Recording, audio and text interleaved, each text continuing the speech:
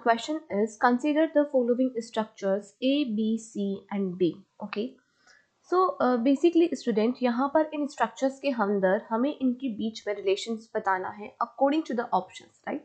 Find out incorrect option. अब यहाँ पर सबसे पहले हम क्या करेंगे, जो ग्रुप्स प्रेजेंट है इस कायरल कार्बन पर इनको प्रायोरिटी असाइन करेंगे, राइट. तो प्रायोरिटी असाइन करने के लिए सबसे पहले हम जो फर्स्ट एटम अटैच्ड है उनका एटॉमिक नंबर कंसिडर करेंगे, राइट. तो क्लोरीन का एटॉमिक नंबर होता है 17, ब्रोमाइन का होता है 35, कार्बन का 6 और यहाँ कार्बन का 6. तो ब्रोमाइन का एटॉमिक नंबर सबसे ज्यादा है तो ब्रोमाइन को मिलेगी हाई प्रायोरिटी, उसके बाद मिलेगी क्लोरीन को. अब यहाँ पर आप देख सकते हैं ये जो दो ग्रुप है CH3 और C2H5, इसके अंदर फर्स्ट एटम कॉमन है. तो जब फर्स्ट एटम कॉमन हो जाता है तो हम नेक्स्ट सेट ऑफ एटम को कंसीडर करते हैं. तो यहाँ मिथाइल में कार्बन के बाद 3 हाइड्रोजन प्रेजेंट है और इथाइल में कार्बन के बाद 2 हाइड्रोजन और फिर अगेन कार्बन. तो आप देख सकते हो फर्स्ट सेकंड थर्ड एटम तो कॉमन है बिल्कुल, लेकिन फोर्थ एटम है यहाँ हाइड्रोजन और यहाँ कार्बन, और अगेन कार्बन का एटॉमिक नंबर ज्यादा होता है. तो दैट मीन्स हम इथाइल को देंगे हायर प्रायोरिटी और मिथाइल को देंगे lower priority. So according to this priority order हमें ग्रुप्स को प्रायोरिटी असाइन करनी है और प्रायोरिटी असाइन करके उनका कॉन्फ़िगरेशन फाइंड आउट करना होगा, right.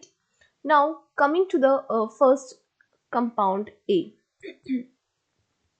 There is chlorine, bromine, methyl और C2H5. ब्रोमाइन को हायर प्रायोरिटी, क्लोरीन को सेकंड, थर्ड, देन फोर्थ. अब हम बच्चों मूव करेंगे 1 to 2, 2 to 3 की तरफ, that means higher to lower priority की तरफ हम मूव करेंगे. देख सकते हो रोटेशन कैसा है एंटी क्लॉकवाइज, तो कॉन्फ़िगरेशन कैसा हो जाएगा एस. क्योंकि फोर्थ प्रायोरिटी ग्रुप क्या है, वर्टिकल लाइन पे प्रेजेंट होगा तो कॉन्फ़िगरेशन सेम रहेगा, राइट.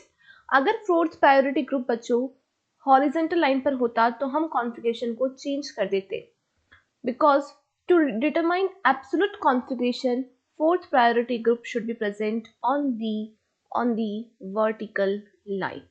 Again priority assign करेंगे 1 2 3 4. अब यहाँ हम मूव करेंगे 1 to 2, 2 to 3 की तरफ. आप देख सकते हो डायरेक्शन कैसा है बच्चों, क्लॉकवाइज डायरेक्शन है. अगर क्लॉकवाइज डायरेक्शन है तो कॉन्फ़िगरेशन आर रहेगा, और फोर्थ प्रायोरिटी ग्रुप कहाँ है, वर्टिकल लाइन पर है, तो configuration will remain the same, right. तो इसके लिए एस कॉन्फ़िगरेशन, इसके लिए R configuration. Now coming to the compound सी.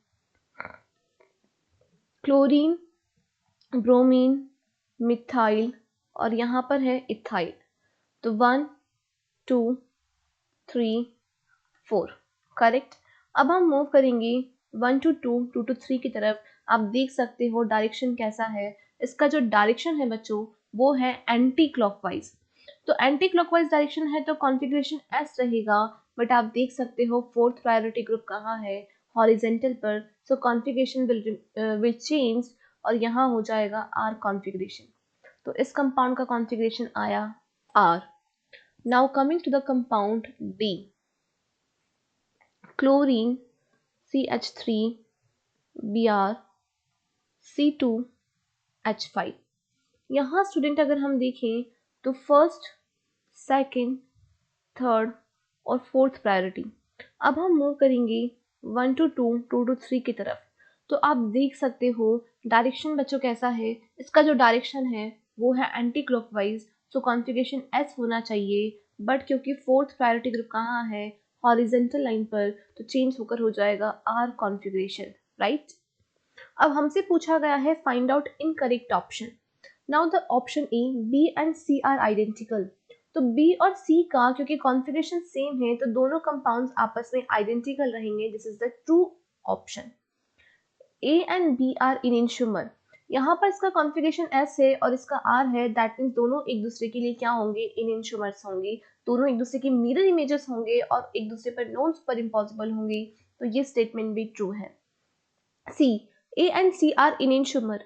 यहाँ आप देखिए ए और सी की अगर हम बात करें तो यहाँ इसका कॉन्फ़िगरेशन है एस और इसका कॉन्फ़िगरेशन है आर. तो आप देख सकते हो अगर एस आर का मिरर इमेज होगा और अपनी मिरर इमेज पर नॉन सुपर इम्पॉसिबल भी होगा तो ये भी इनेंशियोमर्स होंगे.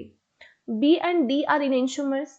सो स्टूडेंट यहाँ पर आप देख सकते हो बी का कॉन्फ़िगरेशन है आर, डी का कॉन्फ़िगरेशन है आर, तो बी एंड डी जो है वो आपस में आइडेंटिकल कंपाउंड होंगे, सेम कंपाउंड होंगे. These are not the enantiomers. So this is the false statement. Option D is the correct answer. Thank you.